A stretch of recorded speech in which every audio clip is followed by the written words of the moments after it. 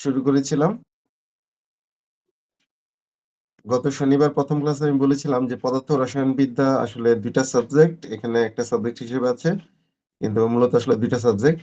তো আমি পর্যায়ক্রমিক ভাবে ক্লাসগুলো নিব, অর্থাৎ এক সপ্তাহে পদার্থবিদ্যা নিলে পরের সপ্তাহে রসায়নবিদ্যা।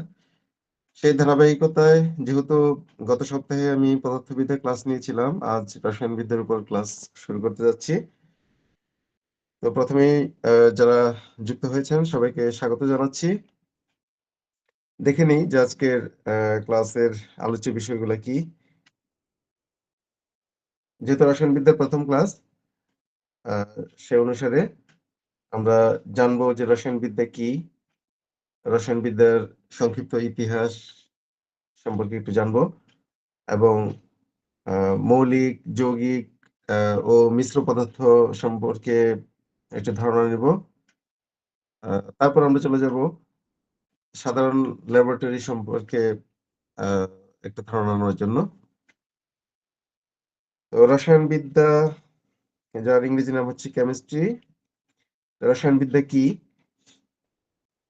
এখানকার পুঁথিগত যে সংজ্ঞা, পুঁথিগত সংজ্ঞাটা হচ্ছে পদার্থের উপাদান ও পদার্থের বৈশিষ্ট্য, গঠন এবং পারস্পরিক ক্রিয়া বিক্রিয়ায় কিভাবে পদার্থের গঠন পরিবর্তন করতে পারে, এবং যখন পরিবর্তিত হয় তখন যে শক্তি নির্গত বা শোষিত হয়, এই সমস্ত বিষয় নিয়ে আলোচনা করা হয় যে বিদ্যায়, তাই হচ্ছে রসায়নবিদ্যা। অনেক লম্বা একটা সংজ্ঞা। তো আমি যদি একটু একটু করে এটাকে বিশ্লেষণ করি, আসলে যে বিদ্যায় একটা পদার্থের উপাদান এবং তার বৈশিষ্ট্য, অর্থাৎ কি কি নিয়ে পদার্থটা গঠিত, সেই সম্পর্কে ধারণা দেয়, এবং তার গঠন, গঠন বলতে আহ, পদার্থ কিন্তু গঠন প্রক্রিয়া আছে, মানে বিভিন্নভাবে গঠিত হয়। এগুলো আরো পরের দিকে হয়তো আমরা জানবো। আহ, এখন প্রাথমিকভাবে এইটুকুই বলছি যে পদার্থ বিভিন্নভাবে গঠিত হয়।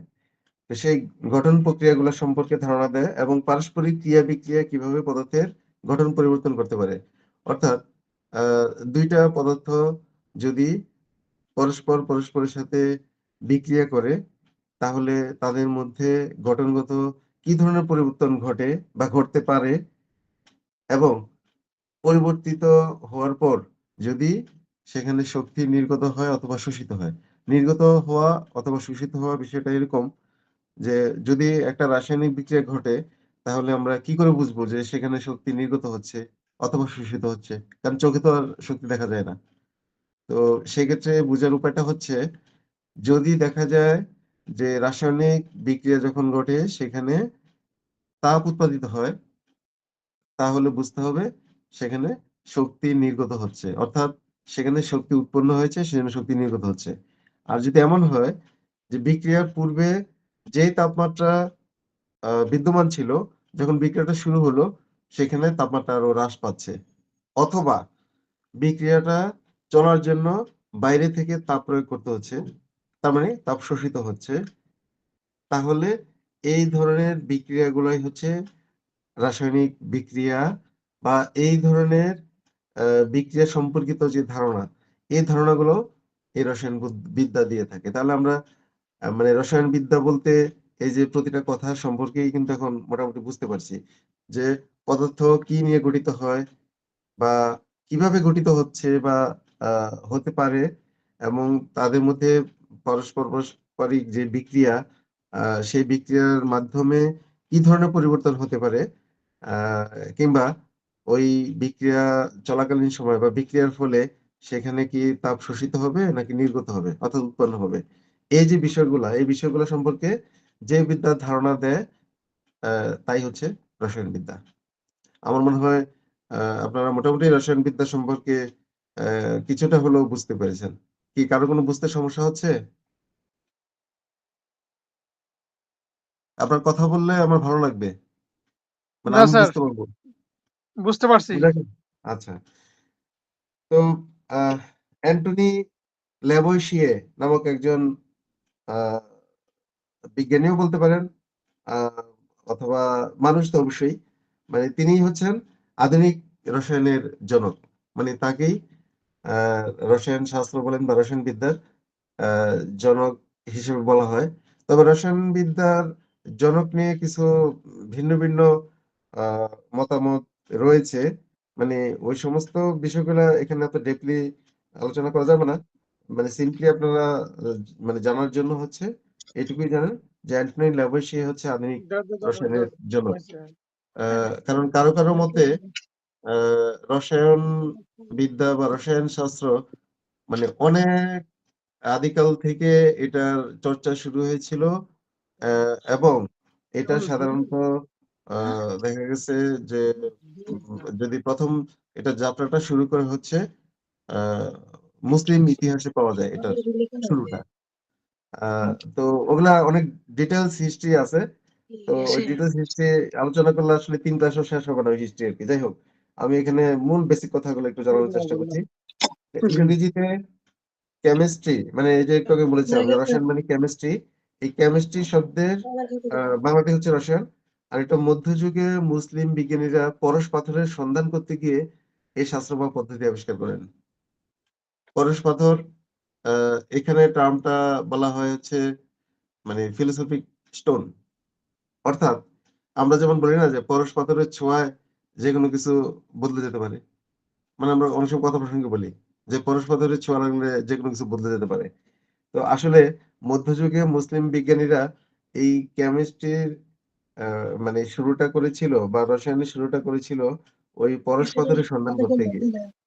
অর্থাৎ ওনারা চেয়েছিলেন যে এমন কিছু যদি ফর্মুলা হোক বা এমন কোনো পদ্ধতি যদি আবিষ্কার করা সম্ভব হয় যেটার মাধ্যমে অনেক কিছু বদলে দেওয়া যাবে, তাহলে তো অনেক ভালো হবে।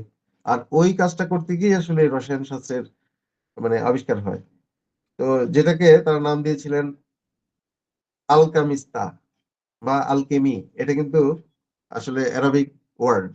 এই যে আলকামিস্তা বা আলকেমি, এখানে আলকেমি শব্দটা এসছে এই যে আরবি শব্দ আলকেমিয়া থেকে। আবার আলকেমিয়া শব্দটা আসছে কিমি থেকে। আর এই কিমি শব্দটা আসছে কেমিস্ট্রি শব্দের উৎপত্তি। মানে কিমি থেকে হচ্ছে কেমিস্ট্রি শব্দের উৎপত্তি। আলকেমি শব্দের আল অর্থ হচ্ছে দি, আর কেমি মানে বা কিমি এটার অর্থ হচ্ছে ব্ল্যাক সয়েল বা কালো মাটি। তাহলে টোটাল শব্দটার অর্থ দ্বারা হচ্ছে দি ব্ল্যাক সয়েল বা কালো মাটি। এই কালো মাটি হলো আসলে মিশরের নীল নদের তীরে মাটি। মিশরের যে নীল নদ, সেই নীল নদের তীরে যে মাটি ওই কালো মাটি। এবং ওই সময় ওই মাটি নিয়ে যারা মানে মুসলিম বিজ্ঞানীরা ওখানে গবেষণা করতেন, ওনাদেরকে আলকেমিস্ট বলা হতো, ওই মুসলিম বিজ্ঞানীরা যারা গবেষণা করতেন। তো তাহলে এটা কিন্তু একটা বিশাল ব্যাপার যে মধ্যযুগে বলা যায় আর কি যে এই রসায়ন শাস্ত্র বা রসায়ন বিদ্যার যে আবিষ্কারক হচ্ছে মুসলিম বিজ্ঞানীরা।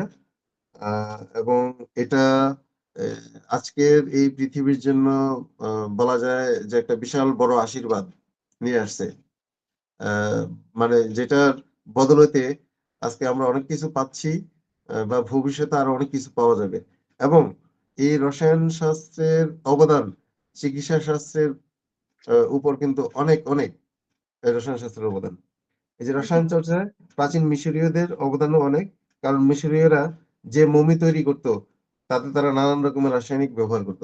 এই যে বলা হয় যে মিশরের মমি একসময় যে সপ্তম আশ্চর্য পৃথিবীর বলা হতো 7টা আশ্চর্য, এখন আর সপ্তম আশ্চর্য কিন্তু না, এখন আরো আশ্চর্যজনক বিষয় অনেক বেশি আছে। তার মধ্যে যাই হোক ওইটাও একটা আশ্চর্যজনক বিষয় ছিল যে মিশরের যে মমি, কারণ হচ্ছে কিভাবে মমি করে রাখা হতো সেই প্রযুক্তিটা কখনোই কাউকে কিন্তু বলতো না। মানে যারা মমি করে রাখতেন ওনারা এই প্রযুক্তিটা কাউকে বলতেন না যে কিভাবে মমি করে রাখা হতো। এবং হাজার হাজার বছর পরেও দেখা গেছে যে ওই মৃতদেহগুলা কোনোভাবেই নষ্ট হচ্ছে না। এখন হয়তো দেখা গেছে একটা ডেড বডি ওই যে ফ্রিজিং করে রাখা যায়, তাও সেটা খুব দীর্ঘ সময় রাখা যাবে না। মানে একটা নির্দিষ্ট সময় পর কিন্তু আর ওটা ঠিক থাকবে না। কিন্তু সেই মিশরীয়দের যে মমি সেটা হাজার হাজার বছর পরেও দেখা গেছে যে নষ্ট হয় নাই। তাহলে সেখানে কি প্রযুক্তি বা মানে কোন মেকানিজম ব্যবহার করে ওনারা এই যে মৃতদেহের যে মমি করে রাখতেন, সেখানে আসলে এমন কোন রাসায়নিক পদার্থ ওনারা ব্যবহার করতেন যেটার কারণে মানে ওই যে শরীর নষ্ট হতো না, পচতো না। তো তাহলে সেটা কি? সেটা তো রসায়ন শাস্ত্রেরই একটা টেকনিক। তো আমরা আসলে এই রসায়ন বিদ্যাটা কি একটু প্রথম দিন তো ধারণা রসায়ন। দিলাম। তো আরেকটু ইতিহাস বলি। ইতিহাস আপনাদের পড়তে। কাছে একটু খারাপ লাগতে পারে যে রসায়ন পড়তে এসে ইতিহাস কেন পড়তেছি। না, যেকোনো সাবজেক্ট পড়তে গেলে তার একটু ইতিহাস জানলে সেই ধারণাটা কিন্তু কাজে লাগে। আহ, সেজন্যই আমি একটু ইতিহাসটা বলতেছি। প্রাচীনকালে রসায়ন গুপ্তবিদ্যা বলে পরিচিত ছিল। গুপ্তবিদ্যা মানে কি? যে লুকোচুরি বিদ্যা, যেটা অন্যরা যেন জানতে না পারে। মানে ওই বিদ্যাটা হচ্ছে এরকম যে গুটিকতক মানুষ যারা জানে তারা ওইটার অ্যাপ্লিকেশনটা মানে ইউজ করে, কিন্তু অন্যদেরকে জানতে দেয় না। এই বিদ্যাগুলোকে বলা হয় গুপ্তবিদ্যা। বা অনেক সময় গুপ্তবিদ্যা আবার ওরকম একটা কনসেপ্ট যে বিদ্যাটা হচ্ছে ধরেন যে আমি বা আপনি একজন চিকিৎসক হিসেবে যখন কোনো পেশেন্টকে আমরা ট্রিটমেন্ট দিব, নিশ্চয়ই সেখানে একটা নির্দিষ্ট মেডিসিন আমরা সিমটম অনুসারে অ্যাপ্লাই করব। সেটা কিন্তু গুপ্তবিদ্যা না। কিন্তু গুপ্তবিদ্যা আপনারা জানেন এখনো কিন্তু গুপ্তবিদ্যা আছে পৃথিবীতে। সেটা হচ্ছে ওই যে অনেকে তান্ত্রিজম প্র্যাকটিস করে, মানে যেটাকে বলা হয় তান্ত্রিকতা। বা যেমন আমি যেটা দেখি এখনো মাঝে মধ্যে ওই যে অনেক হুজুররা দোয়া কালাম করে অনেক কিছুর সমাধান দেওয়ার চেষ্টা করে। আসলে ওই বিদ্যাটা যেমন ওখানেও কিন্তু মানে কোরআন শরীফের দোয়াও কিন্তু ওখানে ইউজ করা হয়। মানে কিছু কিছু দোয়া বা ইয়ে মনে হয় আছে যেগুলো কোরআন শরীফে অলরেডি আছে আর কি। তো যাই হোক, ওইগুলোর তো অ্যাকশন নিশ্চয়ই আছে, অথবা কেন ব্যবহার করে। এখন ব্যাপারটা হচ্ছে যে ওই বিদ্যাটা কি? এই যে তান্ত্রিজম বা তান্ত্রিকতা, এই বিদ্যাটা কি? এটা কিন্তু গুপ্তবিদ্যা। তার কারণ হচ্ছে যে এটা এরকম না, যিনি তান্ত্রিকতা নিয়ে কাজ করেন উনি প্রকাশ্যে সবার কাছে যে হ্যাঁ উনি কিভাবে এটা তাবিজ বানাচ্ছেন বা কিভাবে দোয়াটা পড়তেছেন এটা কিন্তু সবাইকে শুনে শুনে করেন না। মানে অ্যাকশনেবল, বাট এটা হচ্ছে একটু হিডেন থাকে। এগুলো হচ্ছে গুপ্তবিদ্যা। তো যেটা বলা হচ্ছে যে প্রাচীনকালের রসায়নটা হচ্ছে গুপ্তবিদ্যা বলে পরিচিত ছিল। যদিও বর্তমানে আর গুপ্তবিদ্যা হিসেবে পরিচিত নাই। কারণ রসায়নবিদ যারা ছিল বা যারা তখন সায়েন্টিস্ট বা রিসার্চার হিসেবে এটা নিয়ে কাজ করতেন, ওনারা হচ্ছে লোকচক্ষুর অন্তরালে তাদের পরীক্ষা নিরীক্ষাগুলো করতেন। মানে কি নিয়ে গবেষণা করতেন এটাও জানতে দিতেন না। বা গবেষণা করে যদি কোনো একটা মেকানিজম প্রুভ করতে পারতেন যে না এটা এইভাবে করলে এই জিনিসটা এরকম হবে, ওইটা আবার সাধারণ মানুষকে জানতে দিতেন না। এই জন্য এটা গুপ্তবিদ্যা হিসেবে পরিচিত ছিল। এবং এই জন্য মনে হয়েছে কারণ সাধারণ মানুষের কৌতূহল বেশি থাকে এবং তারা কাজে বাধা সৃষ্টি করতে তৎপর। এখানে অবশ্য কিছু ব্যাপার আছে। এই কথাটা ট্রু যে অনেক সময় দেখা যায় যে যখন মানুষ কোনো বিষয়ে ইউজ টু হয় না, নতুন কোনো একটা চমক বা নতুন কোনো একটা আবিষ্কৃত জিনিস মানুষের সামনে আসে, তখন এটা নিয়ে কৌতূহল থাকে। এবং অনেকে দুই ধরনের ব্যাপার থাকে, অনেকে ওটাকে সাদরে গ্রহণ করে, আবার অনেকে কিন্তু ওইটার বিরুদ্ধেও কাজ করে। তো সেই ধরনের জটিলতা সৃষ্টি হওয়ার সম্ভাবনা ছিল বিধায় তখন হয়তো এই যারা রিসার্চার ছিল বা সায়েন্টিস্ট ছিলেন ওনারা ওই প্রকাশ করতে চাইতেন না। পরবর্তী সময়ে এই যে জাবির ইবনে হাইয়ান তার নিজ বাসভূমি আরবি অঞ্চলে ফিরে আসেন এবং রসায়ন শাস্ত্রের উপর 108 খানা বই তিনি রচনা করেছেন। এই যে আহ, উনি একজন মানে মুসলিম বলা যায় গবেষক বা সায়েন্টিস্ট, যিনি 108টা বই কিন্তু রসায়ন শাস্ত্রের উপরে লিখছেন এবং এগুলো লিখছেন অ্যারাবিক রিজিয়নে তার নিজের বাসভূমিতে এসে। এখন দেখি আমরা যে এই যে রসায়ন নিয়ে আমি ইতিহাস পড়া শুরু করলাম, এইটারই বা আমার এই মেডিকেলের এখানে কোন কাজ বা কেন আমরা রসায়ন পড়বো? সেই পদার্থ পড়তে গিয়েও আমি কিন্তু একই কথা বলছিলাম। তো এখানেও তো এটা একটা প্রশ্ন যে আমরা রসায়ন কেন শিখবো? রসায়ন শিখাবার কাজটা কি? পড়তে আসলাম ডাক্তারি, এখন বলবো রসায়ন। তো দেখি, আমি ওইদিন একটা কথা বলেছিলাম ওই প্রথম ক্লাসে, সেটা ন্যানো টেকনোলজির কথা। এবং আমি একটু মনে করে দিই, যদি ওই দিনের যারা ক্লাসে উপস্থিত ছিলেন তাদের মধ্যে কেউ থাকেন তাহলে হয়তো মনে আছে।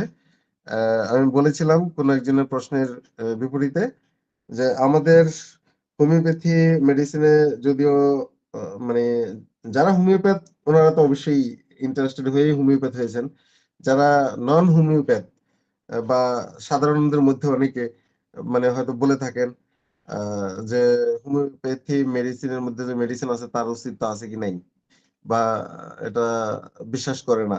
এরকম কিছু একটা ব্যাপার। এই ধরনের একটা প্রশ্নের সম্মুখীন হয়েছিলাম আমি গত ক্লাসে, এবং এটার আমি উত্তরটা দিয়েছিলাম এই যে পৃথিবীতে মানে এমন সব ঘটনা ঘটে বা এমন কিছু বিষয় এখনো আছে যেগুলা সায়েন্স এখনো পর্যন্ত তার ব্যাখ্যাও দিতে পারেনি বা আবিষ্কার করতে পারেনি যে কেন হচ্ছে, বাট ঘটনা ঘটতেছে, এটা কিন্তু সত্য। তো কাজেই সব মানে অকারেন্সের যে মানে প্রুফ থাকবে, এটা কিন্তু ম্যান্ডেটরি না। হ্যাঁ, প্রুফ থাকা ভালো।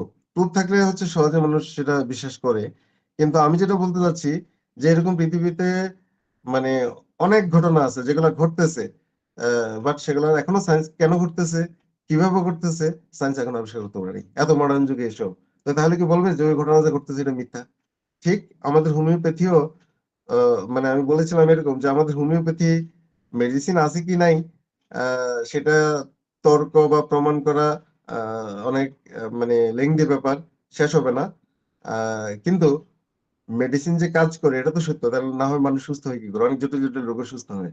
মানে আমার উত্তরটা ছিল এটা। কিন্তু এটাও বলেছিলাম যে আমি একটা মানে ইয়ে দেখেছিলাম, ওই যে ইন্ডিয়া ন্যাশনাল হোমিওপ্যাথিক কাউন্সিলের একটা মানে কি বলবো সাক্ষাৎকার ডিজির, মানে উনি অলরেডি বলেছেন যে মুম্বাইতে ন্যানো টেকনোলজি নিয়ে রিসার্চ করে হোমিওপ্যাথিতে যে মেডিসিন অস্তিত্ব আছে সেই প্রমাণ অলরেডি ওনারা পেয়েছেন, এবং গবেষণা এখনো চালিয়ে যাচ্ছেন, এবং এটা ব্যাপক আকারে ওনারা এটাকে পাবলিশ করবেন যে হোমিওপ্যাথি মেডিসিনের অস্তিত্ব আছে। তো সেজন্যই আমি এখানে এই টার্মটা নিয়ে আসছি যে ন্যানো রসায়ন কি। ন্যানো রসায়ন হলো রসায়ন এবং ন্যানো বিজ্ঞানের মানে সম্মিলিত একটা অবস্থা। অর্থাৎ আমাদের যে রসায়ন আছে, রসায়ন শাস্ত্র, সেই রসায়ন শাস্ত্রের সাথে ন্যানো টেকনোলজি মিক্স আপ হয়ে সেটা হয়ে গেল ন্যানো রসায়ন। তা এখন ন্যানো রসায়নের কাজটা কি? ন্যানো রসায়ন হলো সংশ্লেষ প্রক্রিয়ার সহিত সংযুক্ত একটি বিভাগ যা উপাদানের আকার, আকৃতি, ক্ষেত্রফল এবং বিচ্যুতি ধর্মগুলির উপর নির্ভরশীল। অর্থাৎ আমি যে ম্যাটেরিয়াল নিয়ে কাজ করব, আমাদের ম্যাটেরিয়াল কি? আমাদের ম্যাটেরিয়াল হচ্ছে মেডিসিন। আমরা যে মেডিসিন নিয়ে কাজ করব সেই মেডিসিনে যে সূক্ষ্মাতি সূক্ষ্ম বা অতি সূক্ষ্ম যে কণা, তার আকার, আকৃতি, ক্ষেত্রফল বা তার বিচ্যুতি, বিচ্যুতি মানে হচ্ছে তার শক্তির যে ইয়ে আর কি কমে যাওয়া, সেটা হচ্ছে বিচ্যুতি ঘটা। এটা তো হতেই পারে যে আমরা দেখা গেছে যে মাত্রাকে বাড়াই দিন, শক্তি বাড়াই দিই অনেক সময় মেডিসিনের, তো ওখানে শক্তির পরিবর্তন একটা ব্যাপার আছে। এই যে ধর্মগুলো, এই ধর্মগুলোর উপর হচ্ছে ন্যানো রসায়নের সংশ্লেষ প্রক্রিয়া নির্ভরশীল। এবং ন্যানো রসায়ন, রসায়ন, বস্তুবিদ্যা, ভৌতবিদ্যা ছাড়াও প্রযুক্তিবিদ্যা, জীববিদ্যা এবং চিকিৎসাবিদ্যার ক্ষেত্রে ব্যবহৃত হয়। একদম ক্লিয়ার বলা আছে।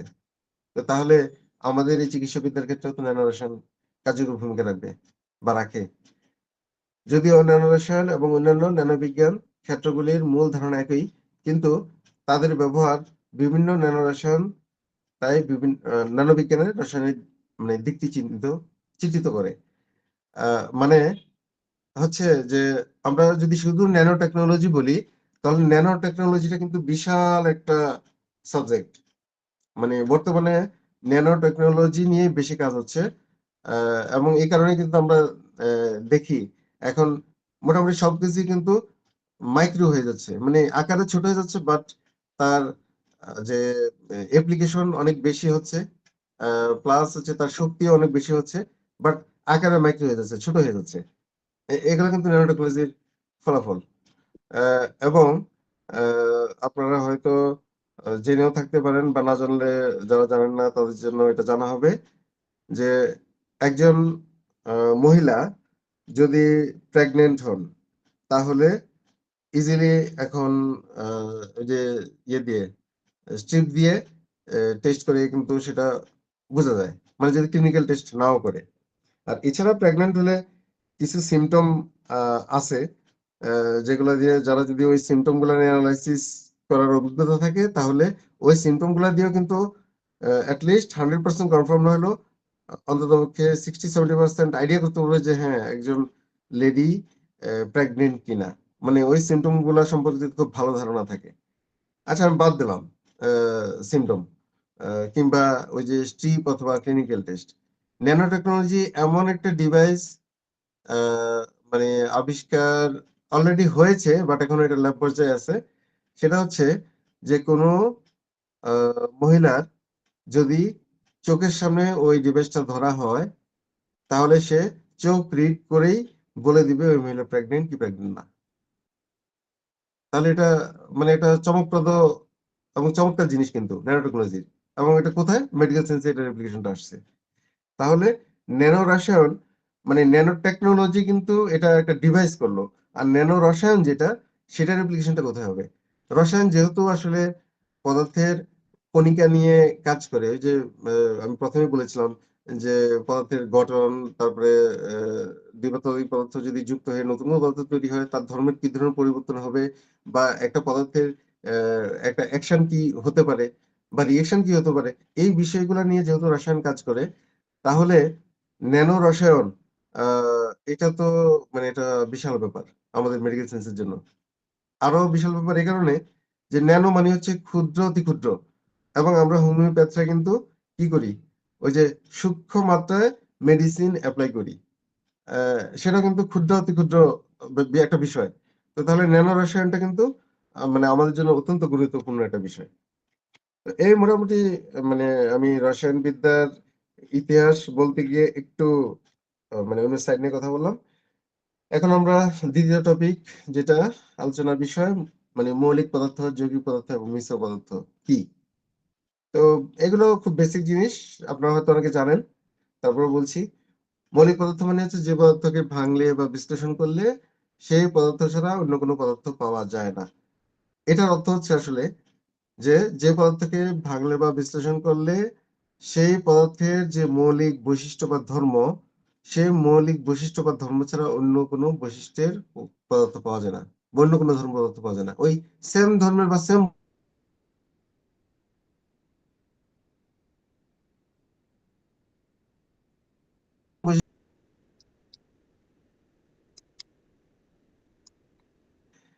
সে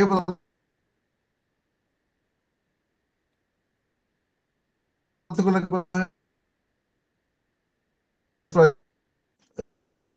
ফসফরাস,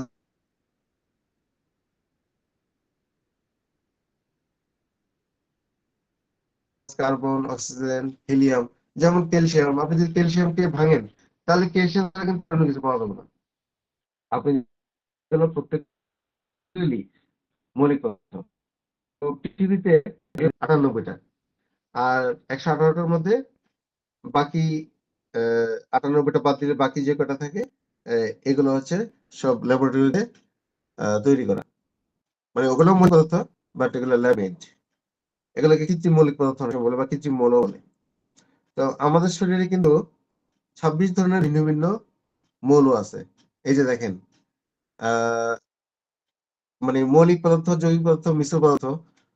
এটা হয়তো টপিকটার নাম শুনে অনেক কাছে মনে করে যে এই ছোট ছোট এই বিষয়গুলো আমরা জেনে কি করব। এই যে একটা গুরুত্বপূর্ণ কথা আছে যে আমাদের শরীরে মোট 26 ধরনের ভিন্ন ভিন্ন মৌল আছে। এখন যদি আমি চট করে এই কথাটা বলতাম, তাহলে হয়তো যাদের জানা আছে যে মৌলিক পদার্থ কি বা বৈশিষ্ট্যটা কি হওয়া উচিত, তারা তো ভালো। আর যারা জানেন না, ওনারা তো নিশ্চয়ই এই কথাটা শুনে চিন্তা করতেন যে 26 ধরনের ভিন্ন ভিন্ন মৌল আছে, এটা আবার কি জিনিস, মৌলটা আবার কি। মানে একটু মানে ইয়ার মধ্যে থাকতেন আর কি, চিন্তার মধ্যে থাকতেন। তো আমার মনে হয় এখনো চিন্তার মধ্যে থাকার কোনো বিষয় না, কারণ আমি মৌলিক পদার্থ কি এটা খুব ভালোভাবে বুঝিয়ে বলছি। তো ওই ধরনের একক বৈশিষ্ট্যের মানে পদার্থ, ভিন্ন ভিন্ন ধরনের পদার্থ 26টা আছে আমাদের মানুষের শরীরে।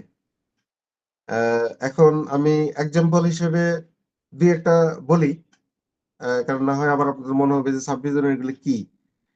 এক্সাম্পল হিসেবে আমি বলি, সেটা হচ্ছে যেমন potassium, calcium, sodium, chlorine.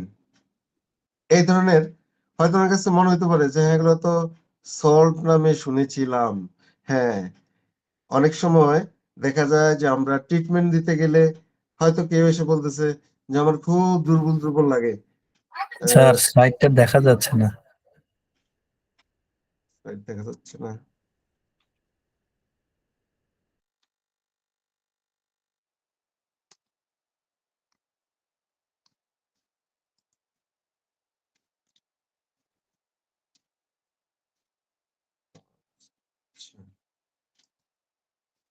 Network একটু প্রবলেম করেছে এই জন্য।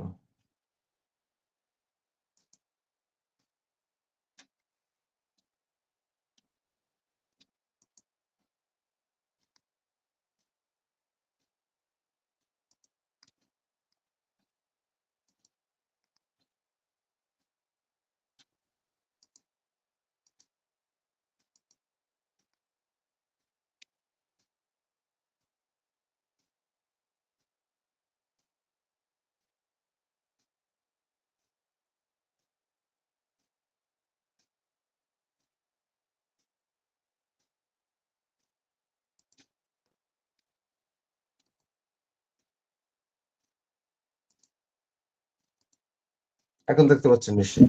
জি স্যার, ঠিক আছে। হ্যাঁ। তো যেটা বলছিলাম যে কেন আমাদের জানা দরকার? ধরেন একজন পেশেন্ট এসে বলল যে, "আমার খুব দুর্বল লাগে। তো আ মানে আমি এত খাওয়া-দাওয়া করি তারপরেও দুর্বল লাগে। মানে ভিটামিন জাতীয় খাবার খাই, দিনে ৪ বার খাই, তাও দুর্বল লাগে।"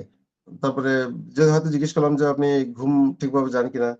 হ্যাঁ, বলল যে, "হ্যাঁ, আমার ঘুম-টুম সবই ঠিক আছে, তাও দুর্বল লাগে।" তো হয়তো প্রাথমিকভাবে সন্দেহ করতে পারি যে উনার ডায়াবেটিস আছে কিনা। তো সেক্ষেত্রে হয়তো আমরা প্রাথমিক ডায়াবেটিসের যে সিম্পটম গুলা থাকে ওইগুলা একটু জানার চেষ্টা করলাম। দেখলাম যে না আ ওই ধরনের কোনো সিম্পটম নেই। তাহলে তো এটা একটু রহস্যজনক না যে উনি খাবার-দাবার ঠিকভাবে খাচ্ছে, ঘুমও ঠিকভাবে যাচ্ছে, ডায়াবেটিসও নাই, তাহলে কেন দুর্বল লাগে? তাহলে একটা উপায় হচ্ছে যে আমরা আ এই জিনিসটা কিন্তু মানে চোখে দেখা যায় না। এটা হয়তো টেস্ট দিয়ে আমাদেরকে বুঝতে হবে। সেটা হচ্ছে সেরাম ইলেক্ট্রোলাইট। একটা টেস্ট আছে। অর্থাৎ ওই টেস্টের মাধ্যমে আমাদের শরীরে বা একজন মানুষের শরীরে যেই লবণগুলা আ নির্দিষ্ট পরিমাণে থাকার কথা এবং লবণগুলো হচ্ছে যে আমি একটু আগে নামগুলো বললাম যে সোডিয়াম, তারপরে ক্যালসিয়াম, ম্যাগনেসিয়াম, পটাশিয়াম যে এই লবণগুলোর কিন্তু নির্দিষ্ট একটা পরিমাণ আছে। যে একজন মানুষের শরীরে কি পরিমাণে থাকবে। যে এই লবণগুলা ওই নির্দিষ্ট পরিমাণে আছে কিনা এটার জন্য ওই টেস্টটার নাম হচ্ছে সেরাম ইলেক্ট্রোলাইট। সেরাম ইলেক্ট্রোলাইট টেস্ট দিলে তখন হচ্ছে ওই যে ব্লাড নেবে, ব্লাড নিয়ে মানে ইয়ে থেকে ডায়াগনস্টিক সেন্টার থেকে টেস্ট করালে তখন ওরা ব্লাড নিয়ে ও টেস্ট করে যে আমার কোন মানে সোডিয়াম কতটুকু আছে আমার শরীরে অথবা পটাশিয়াম কতটুকু আছে সেই পরিমাণটা আমাকে রিপোর্ট হিসাবে দিয়ে দিবে।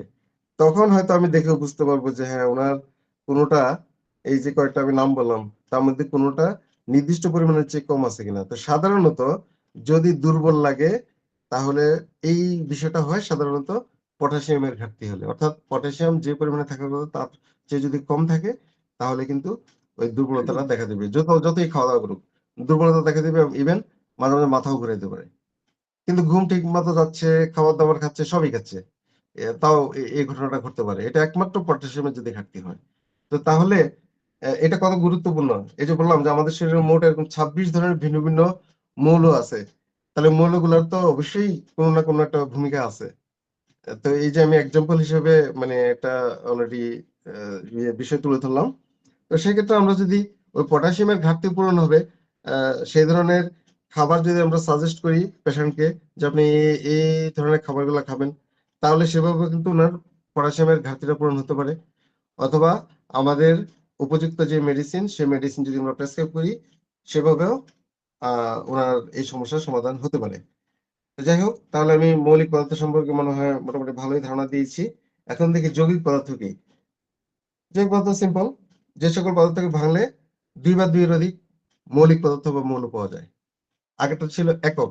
আর এটা হচ্ছে কি যে এটাকে ভাঙলে বা বিশ্লেষণ করলে ২ বা ২ এর অধিক ওই যে মৌলিক পদার্থ বা মৌল পাওয়া যাবে। এই ধরনের পদার্থগুলোকে বলা হয় যৌগিক পদার্থ। এবং আ যৌগিক পদার্থের একটা বৈশিষ্ট্য আছে। যৌগের মধ্যে মৌলসমূহের সংখ্যার অনুপাত সবসময় একই থাকে। যেমন আমরা পানি এটা মোটামুটি কমন একটা যৌগিক পদার্থ এবং আ এটার যে মিশ্রণটা এটা সম্পর্কে আ অলমোস্ট সবাই জানে যে পানির মধ্যে হাইড্রোজেন এবং অক্সিজেন আছে।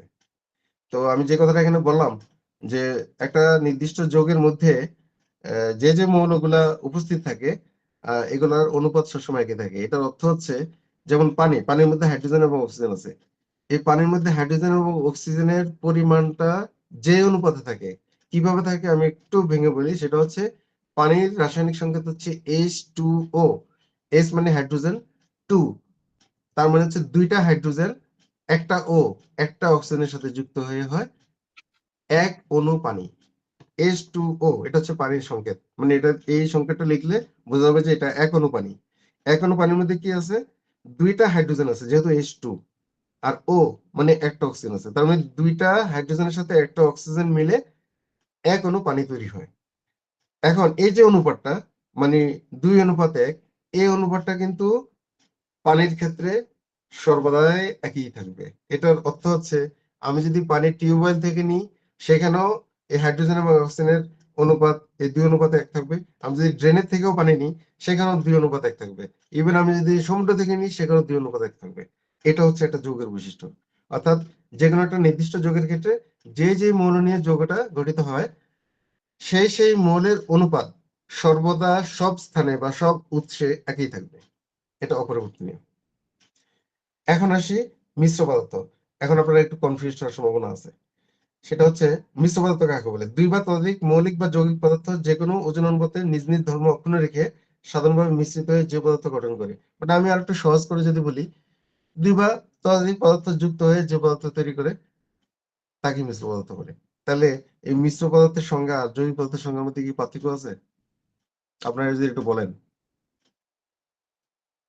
আমি কিন্তু জৈবিক পদার্থের সঙ্গে একই কথা বলছি। এবং মিশ্র পদার্থের সঙ্গে একই বললাম। পার্থক্য কি আছে? জি স্যার, অবশ্যই আছে। একটু যদি বলেন যে কোথায় আপনার দৃষ্টিতে মানে কোথায় পার্থক্যটা? আপনারা একটু ফ্রিলি কথা বলবেন, হ্যাঁ? তাহলে যেটা হবে মানে আমারও যেমন ক্লাস করাতে ভালো লাগবে জি এবং জি। হ্যাঁ, বললে সবাই প্রত্যেকের কথাগুলো সবাই শুনলো, জানলো। ইভেন আপনাদের থেকেও আমি শিখতে পারি। মিশ্র পদার্থ স্যার যেটা, সেটা হচ্ছে হলো মৌলিক বা যৌগিক পদার্থ যে কোনো ওজন অনুপাত নিজ ধর্ম অক্ষুণ্ণ রেখে হুম, সাধারণভাবে মিশ্রিত হয়। হুম, আহ, যেমন স্যার শরবতটা যেটা, হুম। আমি এক্সাম্পল অলরেডি দিয়েছি। শরবত, মাটি, বায়ু। হ্যাঁ। হ্যাঁ, তো শরবতটা এটা তো অ্যাজ লাইক পানি, তাহলে কি স্যার ওই যে H2O ওই ফর্মুলাতে কি আহ, যদি ঠিক থাকে তাহলে স্যার ওই যে আপনি যেটা বললেন যৌগিক আর মিশ্র কোনো তফাৎ নেই আর কি। কিন্তু মাটিটা স্যার বুঝি নাই, মাটি বা বায়ু এই দুইটা জিনিস। আচ্ছা, না আমি যেটা আসলে এখানে জানার চেষ্টা করতেছিলাম সেটা হলো জি যে আমাদের যৌগিক পদার্থের যে সংজ্ঞাটা বললাম যে জি জি যৌগিক পদার্থের ক্ষেত্রেও কিন্তু 2 বা ততোধিক মানে মৌল বা মৌলিক পদার্থ মিলে যৌগিক পদার্থ হয়, তাই না? আর জি এখানে মিশ্র পদার্থের ক্ষেত্রেও কিন্তু 2 বা ততোধিক, এখানে অবশ্য মৌলিক বা যৌগিক বলা আছে। মৌলিক পদার্থ হইতে পারে 2টা বা তার অধিক, অথবা যৌগিক পদার্থ হইতে পারে। মিলে যে পদার্থ হবে সেটা হচ্ছে মিশ্র পদার্থ। তা আমি আচ্ছা। বলছি যে 2টা কিন্তু অলমোস্ট সেম। তো তাহলে 2টার মধ্যে আসলে পার্থক্যটা কি? হ্যাঁ, পার্থক্য তো অবশ্যই আছে, নাহলে নাম কেন ভিন্ন? জি আচ্ছা, তবে গুড, আপনি অনেকখানি ভালো বলছেন। আমি আরো একটু ক্লিয়ার করি। জি সেটা হচ্ছে দেখেন, প্রথমত হচ্ছে যৌগিক পদার্থের ক্ষেত্রে কিন্তু বলা হয় নাই যে 2 বা 2 এর অধিক মৌল বা যৌগ, এর কথা কিন্তু বলা হয় নাই। শুধু মৌলের কথা বলা হয়েছে। তার মানে কি? যৌগিক পদার্থের ক্ষেত্রে পদার্থটা যখন তৈরি হবে তখন সেটা তো অবশ্যই যৌগিক পদার্থ। কিন্তু তার মধ্যে যে উপাদান বা যে পদার্থগুলো আছে এগুলো প্রত্যেকটা হচ্ছে মৌলিক পদার্থ। মানে আলাদা ভাবে। যেমন পানি, ওখানে 2টা পদার্থ আছে, একটা হাইড্রোজেন, একটা অক্সিজেন। তারা আলাদা ভাবে কিন্তু মৌলিক পদার্থ। ঠিক আছে? বা আমি যদি বলি যেমন লবণের হচ্ছে রাসায়নিক নাম হচ্ছে সোডিয়াম ক্লোরাইড।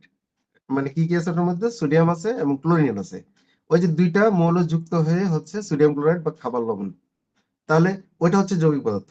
আর মিশ্র পদার্থের বেলায় প্রথমেই কিন্তু পার্থক্যটা ধরা পড়তেছে। সেটা হচ্ছে এখানে বলছে 2 বা ততোধিক মৌলিক বা যৌগিক। মানে এক্ষেত্রে কিন্তু 2টা পদার্থ যদি যুক্ত হয় ওরা 2টা যৌগিকও যুক্ত হইতে পারে, অথবা যৌগিক মৌলিকও যুক্ত হইতে পারে। যেমন আমি যদি এখানে উদাহরণ যেটা দিলাম শরবত, আমি চিনির শরবত করলাম। এই যে সামনে রোজা আসতেছে, ইফতারিতে শরবত খাবে সবাই, আমিও খাই, ভালো জিনিস। তো শরবতের মধ্যে এটা মানে মিশ্র পদার্থ, এবং শরবতের মধ্যে কি আছে? শরবতের মধ্যে দেখেন প্রথমত একটা যৌগিক পদার্থ আছে কি? পানি। জি তারপরে হ্যাঁ, তারপরে কি জি আছে? যদি আপনি সিম্পলি এটা আহ চিনি শরবত করেন তাহলে তো সুগার, তাই না? সুগার মানে জি। হচ্ছে গ্লুকোজ। গ্লুকোজ। গ্লুকোজ মানে হচ্ছে সুগার। মানে যেটাকে আরো ভাঙলে হচ্ছে ডেক্সট্রোজ এবং ফ্রুক্টোজ ২ টা উপাদান পাওয়া যায়। আর এটার সংকেত হচ্ছে C17H35 ও 12। এটা হচ্ছে গিয়ে গ্লুকোজের সংকেত, রাসায়নিক সংকেত। আ তো সেই ক্ষেত্রে দেখেন ওইটাও কিন্তু একটা যৌগিক পদার্থ। তাহলে দেখেন পানি একটা যৌগিক পদার্থ। তার সাথে আমি যদি সিম্পলি চিনি মিশাইছি ওইটাও কিন্তু একটা যৌগিক পদার্থ।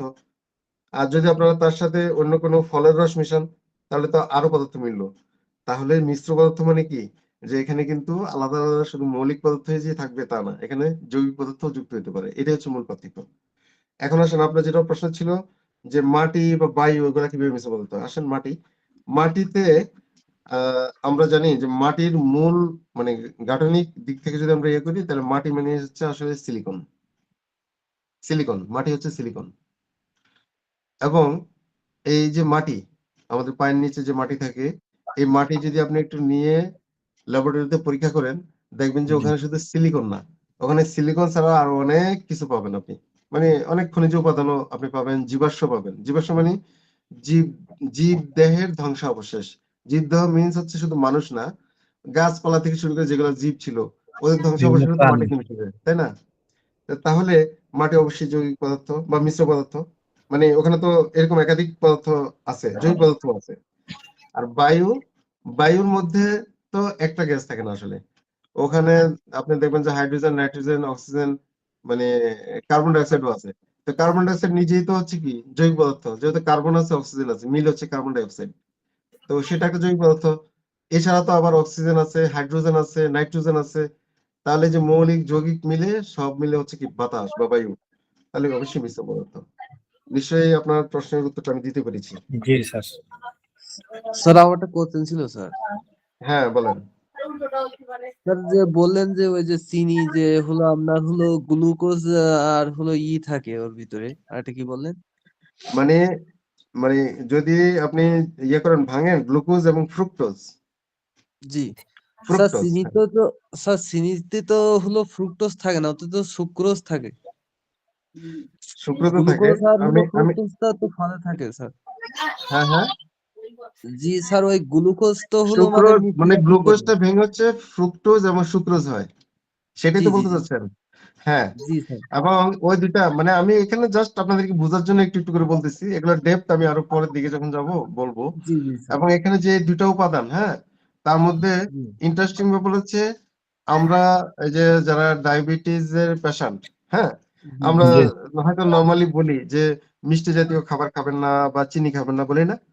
কিন্তু জি যদি সম্ভব হতো আরকি যে চিনিকে ভেঙে ওখানে ওই যে সুক্রোজ এবং ফ্রুক্টোজ ওই ২ টাকে আলাদা করা যদি সম্ভব হতো, তাহলে এই ২ টা উপাদানের মধ্যে একটা উপাদান কিন্তু আমাদের মানে ব্লাডে ওই যে সুগার লেভেলটাকে বাড়ায় না বা ক্যালোরির পরিমাণটাকে কিন্তু বাড়ায় না। এবং আপনারা দেখবেন অনেক সময় ওই যে বাজারে দেখবেন যে কিছু, কিছু বিস্কুট, হ্যাঁ? মানে প্যাকেটজাত বিস্কুট ওই যে বলা থাকে না যে ডায়াবেটিস বিস্কুট অথবা সুগার ফ্রি অথবা ক্যালোরি ফ্রি বিস্কুট বলা থাকে না? ওখানে আবার জি। হয়তো কোন কোম্পানি কিন্তু বলে দেয় যে এটার মধ্যে হচ্ছে ক্ষতিকর সেই ওই যে ইয়ে নাই। সুক্রোজ বা ফ্রুক্টোজ নাই। মানে ওই যে ২ টা উপাদান তার মধ্যে একটা উপাদান হচ্ছে মূলত ওই যে ক্যালোরি বাড়ায়, আরেকটা কিন্তু ক্যালোরি বাড়ায় না। ওই মূল বিষয়টা হচ্ছে এটা আরকি। না থ্যাংক ইউ। স্যার, আমি মানে একটা কথা আপনার বলতে ধারণা আছে। চাচ্ছিলাম। আমি এটা হচ্ছে জাস্ট বলছি মানে এক্সাম্পল হিসেবে আপনাকে বোঝার জন্য। মানে আমি স্যার এখনো ডেপথ স্যার এ একটু যাইনি আরকি। স্যার সামনে আমি যাবো। একটু কথা বলতে চাচ্ছি। হ্যাঁ, হ্যাঁ বলেন। বলছি স্যার, ওই যেকোনো ফলের ভিতরে তো গ্লুকোজ থাকে, তো গ্লুকোজ তো আবার গুড গ্লুকোজ আছে আবার ব্যাড গ্লুকোজ আছে। হ্যাঁ, তো হ্যাঁ, হ্যাঁ আছে। ফলের ভিতরে যেটা থাকে সেটা তো হলো গুড গ্লুকোজ। আর যেগুলো আমরা কেমিক্যালি তৈরি করি, চিনি বা ধরেন স্যালাইন বা বিভিন্ন তৈরি করি কেমিক্যালি, সেগুলো হ্যাঁ, তো ব্যাড। মানে প্রসেসিং কারণে ওই আহ গুড বিষয়গুলো তো মানে খারাপ হয়ে যাচ্ছে। প্রসেসড যেহেতু এইজন্য এগুলো ক্ষতিকারক আরকি। জি জি জি, ওইটা আমি বলতে হ্যাঁ, হ্যাঁ, চাচ্ছিলাম। হ্যাঁ। ঠিক আছে। এখন এখানে একটা ধন্যবাদ। বিষয় আছে। মানে যদিও এটা এখনকার টপিকের বাইরে তারপরে কথা আসছে একটু বলি। সেটা হলো আ মানে যেমন অনেকে হয়তো বলেন ডায়াবেটিস এর পেশেন্ট হলে যে আপনি আ মিষ্টি জাতীয় ফল খেলে কোনো সমস্যা নাই। মানে সেটা হচ্ছে ফল। মানে ফলের মিষ্টি ক্ষতি করবে না। কিন্তু এটা জি, আমি এটা ঠিক বলতে চাচ্ছি পুরোপুরি স্যার। ঠিক না কিন্তু, হ্যাঁ? কারণ আসলে ওটার মধ্যে যদিও খাদ্য হিসেবে সুগারটা নিহিত আছে, বাট সুগার তো মানে সেটা হয়তো ডিরেক্ট সুগার না, বাট এটা খাদ্য হিসেবে ওটার মধ্যে মিশ্রিত আছে তো। এটা জি, বিষয়টা যেটা আপনি ডিরেক্ট চিনি খেলে মানে যত দ্রুত আপনার ব্লাডে চলে যাবে, হয়তো মিষ্টি ফ্রুটটা খেলে অত দ্রুত যাবে না, এটা একটু সময় লাগবে। পার্থক্যটা হচ্ছে এই। বাট মানে যদি আপনি মিষ্টি ফ্রুট খান সেক্ষেত্রে মানে কারো সুগার বাড়বে না, এটা কিন্তু ঠিক না, বাড়বে। ওই পার্থক্য হচ্ছে এটুকুই, যে বেশি এবং কম, এটুকুই পার্থক্য। ও, যেমন যদি একজন ডায়াবেটিসের পেশেন্ট আঙ্গুর খায়, হ্যাঁ, মিষ্টি আঙ্গুর, জি, তাহলে তার কিন্তু সুগার লেভেল দ্রুত বাড়বে। এখানে আবার ব্যাপার আছে। এরকম ফ্রুটে মানে পার্থক্য আছে আরকি। মানে কিছু মিষ্টি ফ্রুট আছে যেগুলো খুব আস্তে বাড়ে, আবার কিছু আছে দ্রুত বাড়ে। যাক, এগুলা পরের দিকে হয়তো জি, আপনারা পাবেন নিশ্চয়ই, যেহেতু কনসেপ্টটা ক্লিয়ার কেমিস্ট্রি হলো। পড়াবো। আমি মনে করতাম যে কোনো সমস্যা হয় না ফ্রুট খাইলে। না, হয়। ওই বিষয়গুলা পরের দিকে পাবেন এবং আশা করি আপনারা মজা পাবেন। আমি ব্যাখ্যা করবো এগুলা, হ্যাঁ? জি ঠিক স্যার। আছে, আমি আগাই তাহলে। ঠিক আছে। এখন দেখি আমরা যে মিশ্র পদার্থ তো বুঝলাম। তো মিশ্র পদার্থ বলতে ওখানে যেমন শরবতের কথা বলছি, তার মানে কি মিশ্রণ একটা, তাই তো? মানে সিম্পলি মিশ্র পদার্থ মানে হচ্ছে একটা মিশ্রণ। তো মিশ্রণ সাধারণত দুই ধরনের হয়। একটা হচ্ছে সমসত্ব মিশ্রণ, একটা হচ্ছে অসমসত্ব মিশ্রণ। আমি এক্সাম্পলটা সাথেই দিয়ে দিয়েছি। সমসত্ব মিশ্রণ মানে হচ্ছে পানিতে লবণের দ্রবণ, এটা একটা সমসত্ব মিশ্রণ। আর অসমসত্ব মিশ্রণ হচ্ছে পানিতে বালুর মিশ্রণ, যেটা বালুর দ্রবণ বলা যাবে না আসলে, কারণ দ্রবণ শব্দটা হয় দ্রব প্লাস দ্রাবক মিলে হয় দ্রবণ। দ্রব হচ্ছে দ্রাবক হচ্ছে যে দ্রবীভূত করতে পারে সে হচ্ছে দ্রাবক, যেমন পানি একটা দ্রাবক। আর তার মধ্যে আমরা যেটা মিশাবো সেটা হচ্ছে দ্রব। আর যদি সেটা মিশে যায় তাহলে হবে দ্রবণ। আর যদি না মিশে তখন সেটাকে দ্রবণ বলা যাবে না, সেটাকে বলতে হবে মিশ্রণ। যে কারণে দেখেন আমি উপরেরটাতে লিখছি পানিতে লবণের দ্রবণ, কিন্তু নিচেরটা লিখছি পানিতে বালুর মিশ্রণ। ওই যে পার্থক্যটা। এবং নামটা কিন্তু এখানে চেঞ্জ হয়ে যাচ্ছে। যখন কোনো দ্রবণ হবে তখন এটা সাধারণত সমসত্ব মিশ্রণ হয়। সমসত্ব মিশ্রণ মানে হচ্ছে যদি দ্রাবকের মধ্যে নির্দিষ্ট পরিমাণ দ্রব পর্যাপ্ত পরিমাণে বা সম্পূর্ণ যদি দ্রবীভূত হয় তখন সেটাই হচ্ছে সমসত্ব মিশ্রণ বা দ্রবণ। আর যদি দেখা যায় কোনো একটা দ্রাবকের মধ্যে আমি যে দ্রবটা মিশালাম সেটা সম্পূর্ণভাবে মিশছে না, তাহলে সেটা মিশ্রণ হবে, বাট অসমসত্ব মিশ্রণ হবে। যেমন আপনি যদি পানির মধ্যে আহ কিছু বালি মিশিয়ে দেন, দেখবেন যে পানিটা একটু ঘোলাটে হয়ে গেছে, কিছুটা হয়তো মিশবে, কিন্তু কিছুক্ষণ যদি আপনি থেমে থাকেন দেখবেন যে কিছু বালি কিন্তু তলানি হিসেবে নিচে জমা হবে, তার মানে কি মিশে নাই কিন্তু ওগুলা। এই জন্য এটা হচ্ছে অসমসত্ব মিশ্রণ। তো সংজ্ঞা হিসেবে যদি আমরা বলি, এই যে যেসব মিশ্রণের উপাদানগুলো সুষমভাবে বন্টিত থাকে এবং একটিকে অন্যটি থেকে সহজে আলাদা করা যায় না, তাকে সমসত্ব মিশ্রণ বলে। তাহলে আমরা দেখি এই যে পানিতে লবণের দ্রবণ, এটা বলছি সমসত্ব মিশ্রণ। আমি কি এই পানি থেকে লবণকে সহজে আলাদা করতে পারবো? জি, না স্যার। সহজে পারবো না, তবে একটু কঠিন ভাবে কিন্তু পারবো। সেটা কিভাবে? জি স্যার। আপনি যদি জাল দেন। ওই পানিটাকে গরম করতে থাকেন, আস্তে আস্তে পানি বাষ্প আকারে উড়ে যাবে। তবে গরম দ্রুত এবং করলে হবে না, লবণটা আস্তে আস্তে হয়ে করতে যাবে। হবে। এবং জি, তখন নিচের দিকে কিন্তু কিছুটা একদম সামান্য পরিমাণে লবণ তলানি হিসেবে জমবে। সেটা সহজভাবে না, এবং সংজ্ঞাটাতে কিন্তু বলা হচ্ছে যে সহজভাবে আলাদা করা যায় না। তাহলে ওই মিশ্রণগুলো হচ্ছে সমসত্ব মিশ্রণ। আর যেসব মিশ্রণের উপাদানগুলো সুষমভাবে বন্টিত থাকে না এবং একটা উপাদান থেকে আরেকটা উপাদানকে সহজভাবে আলাদা করা যায়, যেমন এই যে একটু আগে আমি বললাম যে আপনি যদি বালি মিশিয়ে দেন, আপনি প্রথমে চামচ দিয়ে নেড়ে দিলেন, পানিটা ঘোলা হয়ে গেছে, কিন্তু আপনি 5 মিনিট মানে স্থিরভাবে রেখে দেন পানির গ্লাসটা, দেখবেন যে নিচে আস্তে আস্তে তলানির হিসাবে বালিগুলা জমতে শুরু করলো। তাহলে এখানে কিন্তু মোটামুটি আলাদা হয়ে গেছে। এটা হচ্ছে অসমসত্ব মিশ্রণ। এখন মিশ্রণের সাথে রাসায়নিক যৌগের পার্থক্য কি? মানে এখন আরেকটা মানে অন্যরকম টার্ম চলে আসছে, রাসায়নিক যৌগ আবার কি?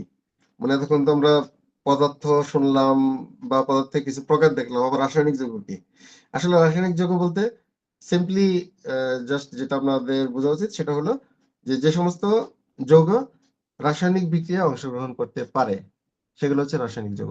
আর যেগুলো রাসায়নিক বিক্রিয়ায় অংশগ্রহণ করতে পারে না সেগুলো রাসায়নিক যৌগ বলা যাবে না। যৌগ এটা ঠিক আছে, কিন্তু রাসায়নিক যৌগ না। যেমন আপনি যদি পানির মধ্যে একটু করে কাঠ ডুবাই ধরে রাখেন, কিছু হবে? কিছু হবে না, কোনো বিক্রিয়া হবে না, হয়তো ডুবে থাকবে আপনি ডুবাই ধরে রাখলে, কিংবা শুকনা কাঠ হলে ভাসবে। বাট আপনি যদি ধরেন কি বলবো, পানির মধ্যে যদি আপনি শুকনা যে চুন, এক টুকরা চুন ফেলে দেন তাহলে কি হবে? আপনারা দেখছেন চুন, শুকনা চুন পানিতে ফেললে কি হয়? হ্যালো,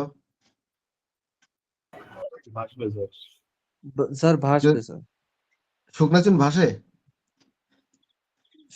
চুল তো ভিজে যাবে চুন না, চুন না, হ্যাঁ। চুন চুন চুন চুন চুন পান খায় যে সেই চুন। চুল ডুবে ডুবে যাবে তো। হ্যাঁ ডুববে, কিন্তু কি হয় সেটা কি দেখছেন কখনো? আচ্ছা আমি বলি, যদি না দেখে থাকেন, সেটা হচ্ছে পানির মধ্যে যখন শুকনা চুন ছেড়ে দেওয়া হয়, তখন সাথে সাথে দেখবেন যে পানি ওই যে মানে কিছু একটা রান্না করলে উতরাইতে থাকে না, ওরকম বুদবুদ দিয়ে উতরাইতে থাকবে এবং আস্তে আস্তে ওইটা মানে আস্তে আস্তে চুনটা গলতে শুরু করবে। তার মানে কি, এখানে পানির সাথে কিন্তু ওই চুনটা রাসায়নিক বিক্রিয়া ঘটায়।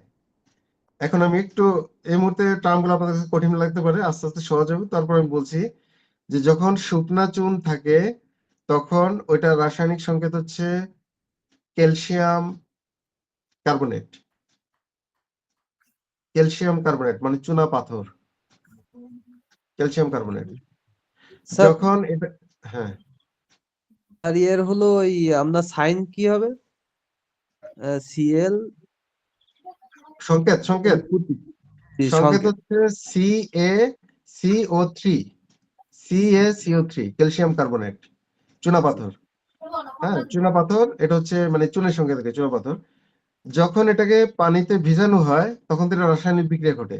রাসায়নিক বিক্রিয়া ঘটলে তখন কিন্তু আর এটা ওই যে ক্যালসিয়াম কার্বনেট থাকে না, তখন এটা হয়ে যায় পরিবর্তন হয়ে ক্যালসিয়াম হাইড্রোক্সাইড। ক্যালসিয়াম হাইড্রোক্সাইড মানে তখন সংকেতটা হয়ে যায় CaOH2। এখন এটা নিয়ে এত টেনশন করার কোনো কারণ নেই, জাস্ট শব্দগুলো একটু মানে বুঝেন, এগুলা সামনে আসবে। হ্যাঁ আমি যখন রাসায়নিক সমীকরণ, রাসায়নিক বিক্রিয়াতে যাব তখন আসবে এবং আশা করি আপনারা মজাও পাবেন।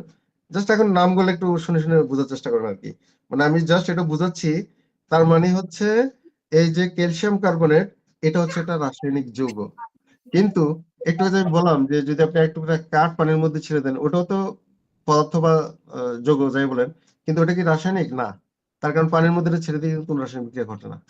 তাহলে যেটা রাসায়নিক বিক্রিয়া ঘটাইতে পারে সেটাই হবে রাসায়নিক যৌগ। দেখুন এখানে টপিকটা হচ্ছে মিশ্রণের সাথে রাসায়নিক যৌগের পার্থক্য কি?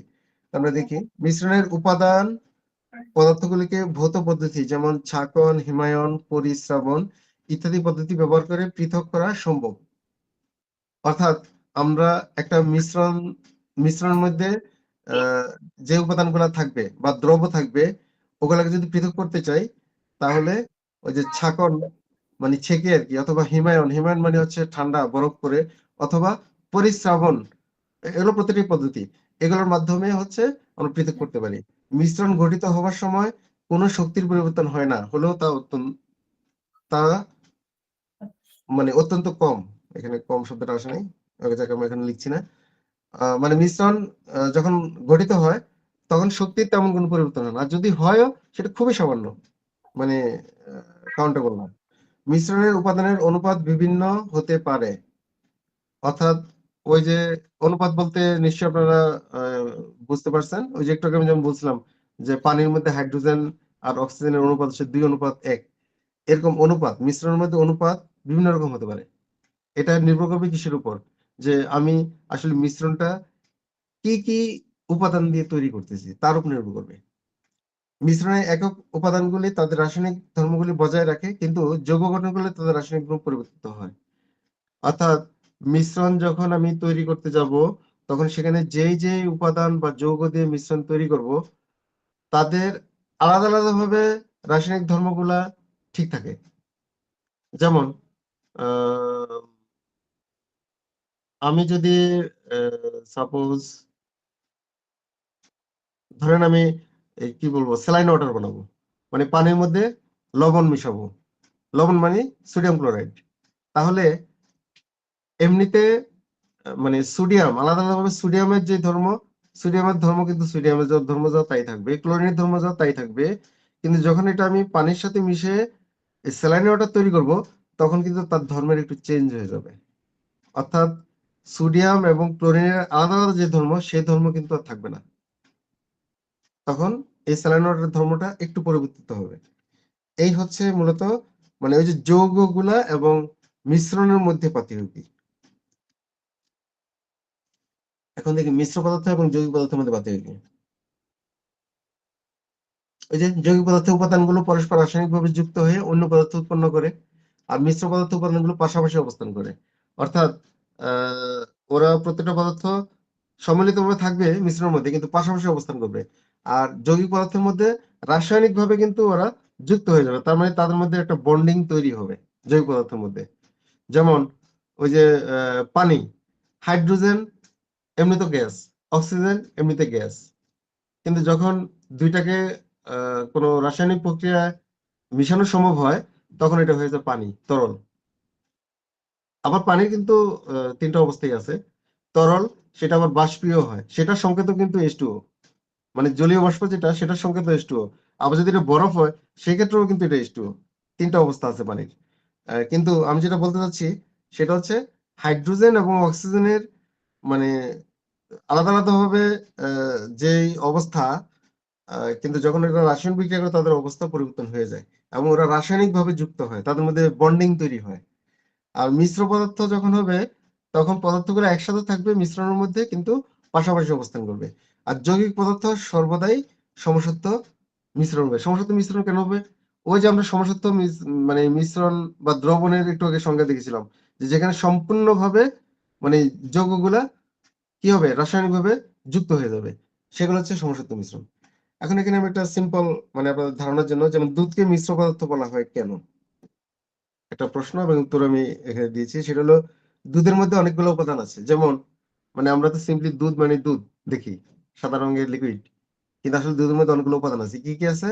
প্রথমত হচ্ছে পানি আছে, ল্যাকটোজ আছে, এবং ল্যাকটোজ কার্বোহাইড্রেট, ওইটা ল্যাকটোজের কিন্তু একটা বড় গুণ আছে। কি ধরনের গুণ? এবং আপনারা এখানে উত্তর পেয়ে যাবেন। সেটা হলো, যেমন কারো যদি কোষ্ঠকাঠিন্য থাকে, তখন এই ল্যাকটোজ কিন্তু কোষ্ঠকাঠিন্য থেকে স্বাভাবিক করতে সাহায্য করে। তার মানে নরমালি প্রাপ্তবয়স্ক, আমি বৃদ্ধ বলবো না, বা একেবারে 40 বছর এভাবে এই ধরনের বলবো না, মানে মধ্যবয়সী বা প্রাপ্তবয়স্ক যুবক বা তরুণী, এদেরকে যদি কখনো কোষ্ঠকাঠিন্য হয়, যদি গরম দুধ খায়, মানে এমনিতেও কিন্তু এদের আহ, মানে স্বাভাবিক হয়ে যাবে ল্যাকটোজের কারণে, কারণ ল্যাকটোজ হচ্ছে কোষ্ঠকাঠিন্য দূর করতে সাহায্য করে। আবার এট দ্য সেম টাইম কিন্তু এদের কার্বোহাইড্রেটও কিন্তু শরীরে বাড়বে। এখন এখানে একটা ব্যাপার আছে, সেটা হচ্ছে দেখবেন অনেক সময় অনেক বয়স্ক মানুষ এই যে দুধ খেলে এদের লুজ মোশন হয়, গ্যাসের সমস্যা হয়। এটা আপনারা নিশ্চয়ই শুনতে পেয়েছেন বা অনেকে জানেন, জানেন কিনা? বা অনেকের গ্যাসের জি সমস্যা স্যার। থাকলে ডাক্তাররা বলে যে দুধ খাবেন না। এটা তো নিশ্চয়ই শুনছেন, তাই না? জি জি জি স্যার। অ্যালোপ্যাথি ডাক্তারদের কাছে বলে যে দুধ খাবেন না গ্যাসের সমস্যা থাকলে। এটা আসলে কারণটা হচ্ছে কি, যে ওই যে দুধের মধ্যে ল্যাকটোজ আছে। তো ল্যাকটোজ তো এমনিতেই আপনার পায়খানা কি করবো, ওই যে নরম করতে সাহায্য করে। জি। তো যারা বয়স্ক, এদের কিন্তু এমনিতেই একটু ডাইজেশন পাওয়ার মানে কমে যায়। তো স্বাভাবিকভাবে এরা দুধ খেলে তখন দেখা যায় ওদের আরো লুজ মোশন হওয়ার সম্ভাবনা বেশি থাকে। স্যার সেই জন্য দই তো খাইতে পারবে, হ্যাঁ, দই খেলে তো সমস্যা হবে না। দই যে খেতে টক পারবে। দই হ্যাঁ হ্যাঁ, দই খেতে খাইলে পারবে। ল্যাকটোজের না, এটা এখন ব্যাপার মানে আছে। ই করে দেয় না, টক। এখন ব্যাপার আছে। দই এবং দুধ কিন্তু এক জিনিস না। এটাও আরো পরে আপনারা বুঝতে পারবেন, যখন আমি রাসায়নিক বিক্রিয়া যখন পড়াবো আর কি। কারণ ওটা হচ্ছে দুধের আরেকটা রূপান্তরিত রূপ। যেমন মানে আপনি দুধ থেকে দই পাবেন, দই থেকে কিন্তু আপনি ফিরে আর দুধ পাবেন না। মানে এটা কেন বললাম? রাসায়নিক পরিবর্তন হচ্ছে সেই পরিবর্তন, যে পরিবর্তন হওয়ার পর পূর্বের অবস্থার যে উপাদান, সেই উপাদান পাওয়া যায় না। সেটা হচ্ছে রাসায়নিক পরিবর্তন। তো কাজেই আপনি দুধ থেকে যখন দই তৈরি করবেন, মানে করলেন, এটা অবস্থার পরিবর্তন হয়েছে, রাসায়নিক বিক্রিয়া ঘটছে ওখানে।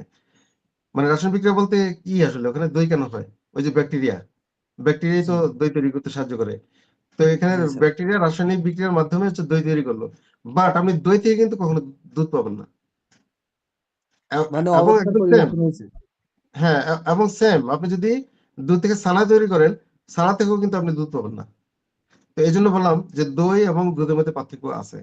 হ্যাঁ, আর ওই যে কেন বললেন যে দই খেলে সমস্যা হবে না, হ্যাঁ সমস্যা হবে না, এটা আমি বুঝছি যে ইয়েস, এগুলোরও ব্যাখ্যা আছে, আমি পরে যখন বিক্রিয়া পড়াবো তখন এগুলো আরো বলবো, বিশুদ্ধ মনে করে দিবেন। হ্যাঁ, আচ্ছা, তো এখন আমরা দেখি দুধের মধ্যে কি কি আছে। পানি, ল্যাকটোজ, ফ্যাট আছে, প্রোটিন আছে, খনিজ মৌল। খনিজ মৌল বলতে যে calcium, potassium, sodium, zinc, copper, iron, অনেকগুলো উপাদান আছে কিন্তু যেগুলো আমাদের শরীরের জন্য খুবই কার্যকর এবং দরকার। এই উপাদানগুলো আছে। তো কাজেই দুধ তো অবশ্যই মিশ্র পদার্থ। মানে আমরা যদিও দুধকে দেখি যে হ্যাঁ সাদা রঙের লিকুইড, যে এটা তো দুধ এবং এটা হচ্ছে ভিটামিন আছে, আমরা এটুকু জানি ভিটামিন আছে, বাট আসলে দুধের মধ্যে অনেক কিছু আছে। কাজে এটা একটা মিশ্র পদার্থ।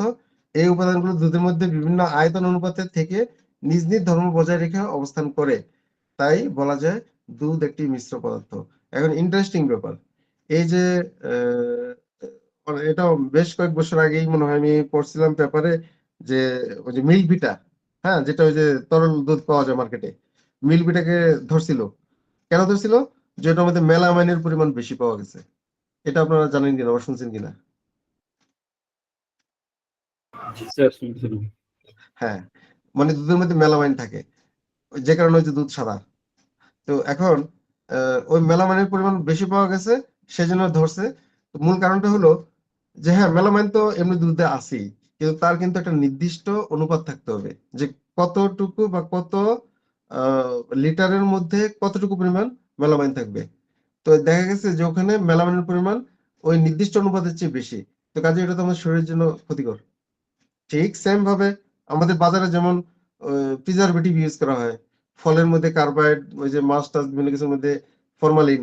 তো এখন আমরা কথা কথায় কিন্তু বলি বা বিভিন্ন সবজিতেও ফরমালিন মিশ্রিত পানি মিশায় যে ফরমালিন যুক্ত খাবার।